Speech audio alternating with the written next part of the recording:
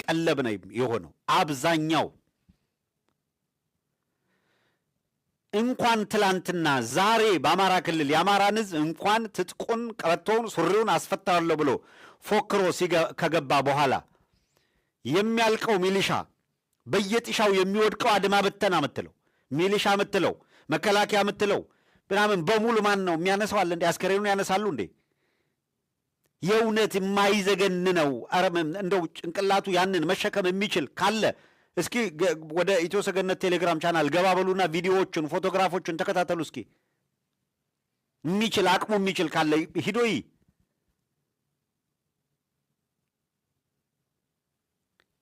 የአብይን ወንበር ለማስጠበቅ ስምሪት ወስደው አማራ ሕዝብ መካከል የተሰማራ ሚሊሻ አድማ ብተና መከላከያ ምን እንደሚገጥመው ሂድናይ። የሰው ልጅ ሆነ መቼም የሰው ልጅ በእንደዛ ሁኔታ ማየት እንዴት እንደሚዘገንን በየቦታው ተጎራርዶ ተጥሏል። አብይ ጉዳይ አይደለም። የትንሣኤ በዓል 20 ሰዎች ቤተ መንግስት ላይ ሰብስቦ 20 እንደ 50 ሰዎች ዘይትና ስንዴ የሰጠ ካሜራ በየቦታው አድርጎ ግለሰቦች የሚሰሩት የበጎ አድራጎት እንቅስቃሴ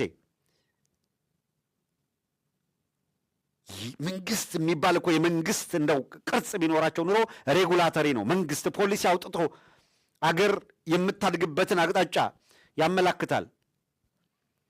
ችርቻሮ ስንዴና ምናምን ዘይት ነጋዴ የሆነ በሌላ አቅርቦት በሌለ ምርት ነጋዴው ላይ ፕራይስ ኢንዴክስ አውጥቶ አስገዳጅ ይሄንን ትሸጣለህ በዚህ ታደርጋለህ የሚል አገሪቷን እኮ መቀመቅ እየከተተ ያለ ኃይል ነው።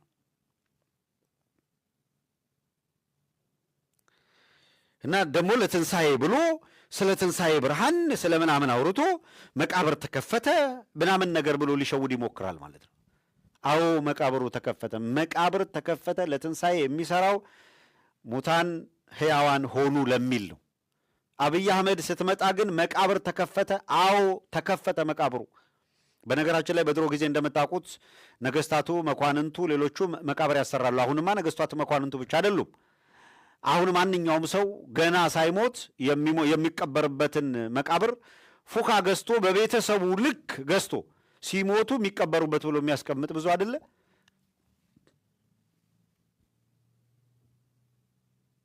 ሰው ሲሞት መቃብሩ ይከፈታል፣ ሂዶ ይገባል። አብይ አህመድ እንዳለው መቃብሩ ተከፈታል። ኢትዮጵያችን ያለው መቃብሯን ከፍተዋለች አለ። አዎ አብይ በመምጣቱ ምክንያት መቃብሮች ተከፈቱ። ተዘግተው የነበሩ መቃብሮች በሙሉ ተከፈቱ። ተሰናድተው ያሉ ትግራይ በጣም ደጋግመን ተናግረናል ነው እየሰራ ያለው። ትግራይ ላይ ያላቸው የትግራይ ተወላጆች ነገሩን በጥንቃቄ እዩት። 4 ኪሎ ለአክሱም ከዚህ ቀደም የደገሰው ድግስ ማህበረ ዴጎ ነው። የመጀመሪያው መስዋዕትነት ከፋይ ጭዳ የምትሆኑት እናንተው እዛ ያላችሁት ስለሆነ በጣም ጥንቃቄ አድርጉ። የሃይማኖት እሳት ለማራገብ እየሞከረ ነው። ይሄም 2 መሰረታዊ ዓላማ አለው፣ ነግረናቸዋል። አንደኛው ትግራይ ላይ ተላላኪ መንግስት ለማቋቋም አዋጅ ጠቀሰ፣ ደንብ ጠቀሰ፣ ህገ መንግስት ጠቀሰ፣ ሁሉንም ብትንትን አድርገን ወንበዴ እንደሆነና ምንም የህግ መሰረት እንደሌለው አስረዳን፣ ተከራከርን። እነ ቢለኔን ይዞ ህግ ክርክር ለማድረግ ሞከረ። ምንም ተቀባይነት የለውም፣ ፎርሽ ነው። በውንብድና አብይ አህመድ የተናገርኩት ህግ ነው ባለው መሰረት የአንድ ዱርዬ ሰው ህግ ንግግር ነው ህግ ተደርጎ በሀገሪቷ ውስጥ ያለው እንጂ ህገ መንግስትም አዋጅም ምንም እየሰሩ አይደለም። ይህንን ተናገርን።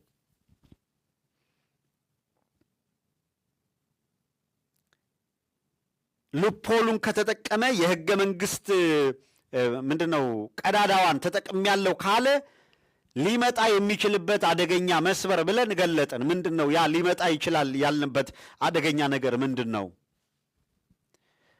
ህገ መንግስት ላይ የተጠቀሰ ነገር መርጦ እሱን ጠቅሶ ከመጣ በህግ ይመራል ማለትም ባይሆን እንኳን በክልሎች ላይ የሰብአዊ መብት ጥሰት በሚፈጸም ጊዜ ክልሎቹ ያንን የሰብአዊ መብት ጥሰት ማስቆም አልቻሉም ተብሎ ከታመነ ፓርላማው ተጠርቶ ስብሰባ አድርጎ የፌዴራሉ መንግስት ይህን የሰብአዊ መብት ጥሰት ገብቶ ያስቁም ብሎ ጣልቃ እንዲገባ ፈቀደለት በሚል መንገድ ሊገባ ይችላል።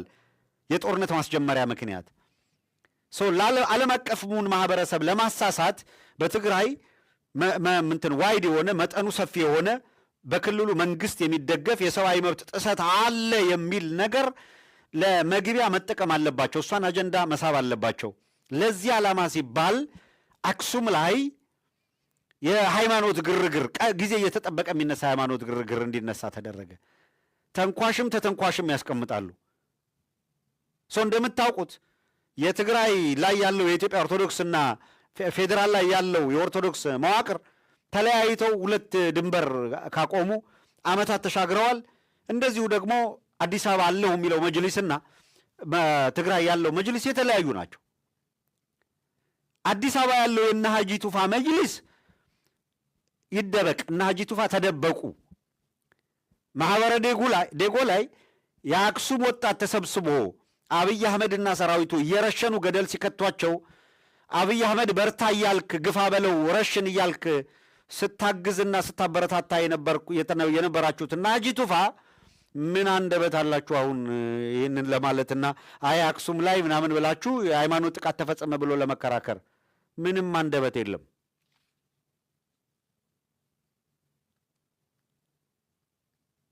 በነገራችን ላይ የነ ሰረቀ ብርሃን ችግር እንደተጠበቀ ሆኖ ትግራይ ላይ ያሉት አካላት የሰሩት ደባ እንደተጠበቀ ሆኖ ቀላል ያልሆኑ ጳጳሳት የኦርቶዶክስ ጳጳሳትም ደብረ ዳሞ በጥይት እየተመታ ነው እያለን እየጮህን እዚህ ዲሲ ማነው አሜሪካን ያሉ አገር ቤት ያሉ ያን ጊዜ በቃ አንሰማም ብለው ነበረ። ግፋ በለው በርታ ነው የሚሉት። አረ ወደ ደብረ ዳሞ እየተተኮሰ ነው፣ ወደ አክሱም እየተተኮሰ ነው፣ ኦህዴድ ሆን ብሎ እዛ ያሉ አብያተ ክርስቲያናትን ሊያጠፋ ነው በምንልበት ጊዜ እናንተ ወያኔ ልታደዱ ነው የሚል ነበር መከራከሪያቸው። አባቶች ምንላቸውም እንኳን ግብ ግብ ነበረ በጣም።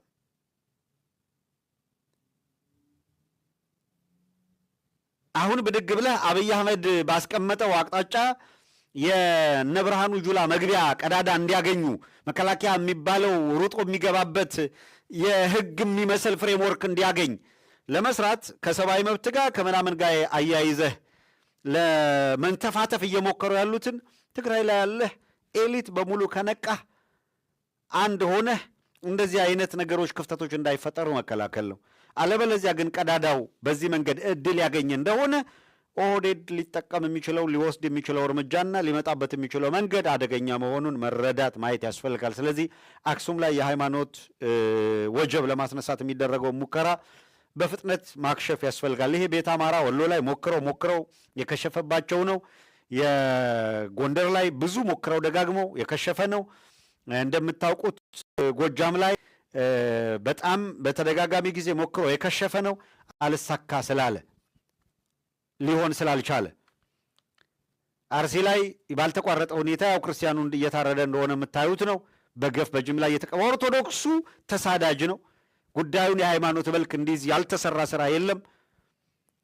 ቤተ ክርስቲያኗ ራሷን እንድትከላከል አማንያኗን ሊከላከል የሚችል የቤተ ክርስቲያን መዋቅርና ይህንን ሊያስፈጽሙ የሚችሉ ጳጳሳት ባለመኖራቸው ክርስቲያኑ ያው ተሳዳጅ ሆኖ እንደቀረ ነው።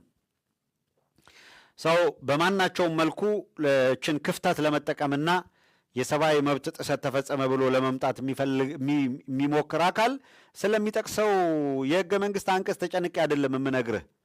ሲመጣ እንደምታውቁት ልምዱ ስላላችሁ ስለምታውቁት በሃይማኖት ጉዳይ የሰብአዊ መብት ተጣሰ የሚል መግለጫ ያወጣል አክሱም ተቀምጦ። ይህንን መግለጫ ያወጣኸው ትላንትና ማህበረ ዴጎ ላይ አውጥተው የረሸኑ አካላት እንዲመጡ ነው? መግቢያ ነው? ብአዴን የሰራውን ስህተት የምታውቁት ነው። የአብይ አህመድ ሰራዊት ተልትሎ ገብቶ አማራውን እንዲጫወትበት የፈቀደው በደብዳቤ ፈቅዶ ነው ብአዴን።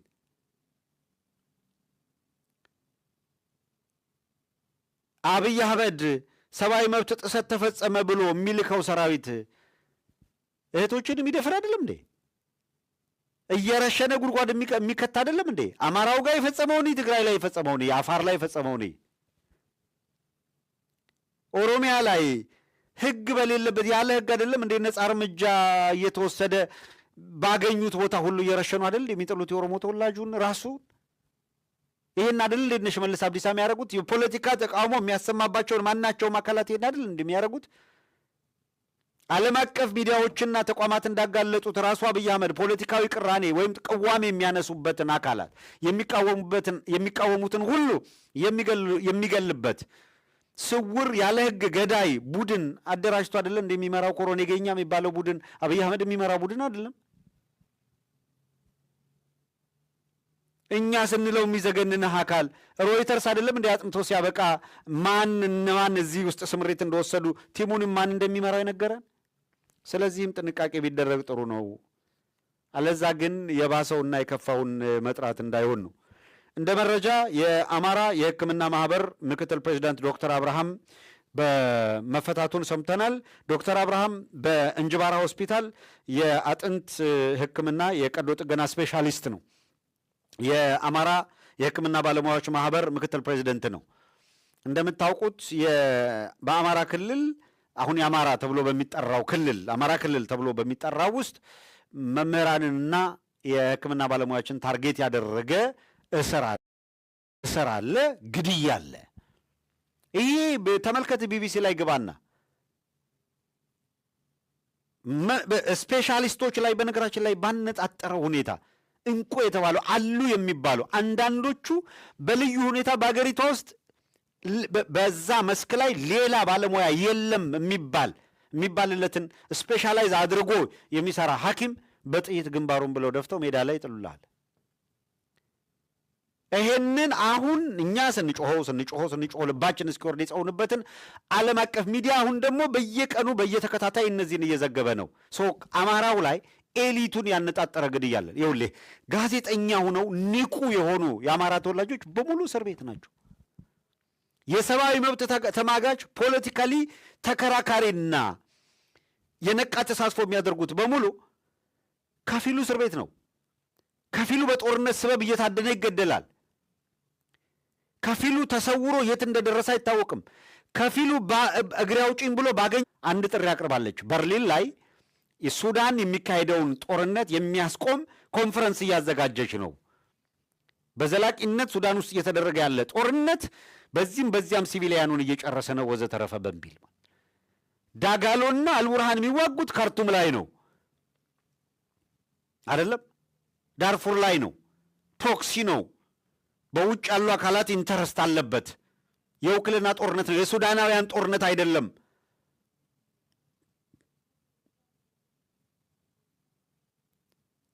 ከካርቱም ቆይና ካርቱምን እዛ ጋር ትተው አዲስ አበባ ጋር ርዕሰ ጉዳዩ ላይ ያነሳሁትን ነጥብ ልምጣል። ዛሬ አዲስ አበባን ከአማራ ሕዝብ የመነጠል ከአማራ ህልውና የመነጠል እንቅስቃሴ በዘላቂነት በቅድ እየተመራ ኦህዴድ እያደረገው ነው። ይህን ታውቃላችሁ። አሁን በጣም እጅግ አደገኛው ነገር በአማራ ሕዝብ ስም የሚምሉ በአማራ ሕዝብ ታጋይነት የምናውቃቸው አካላት የአማራን ሕዝብ ትግል ሰበብ ፈጥረው ከግል ሊጓቸውም ከቡድን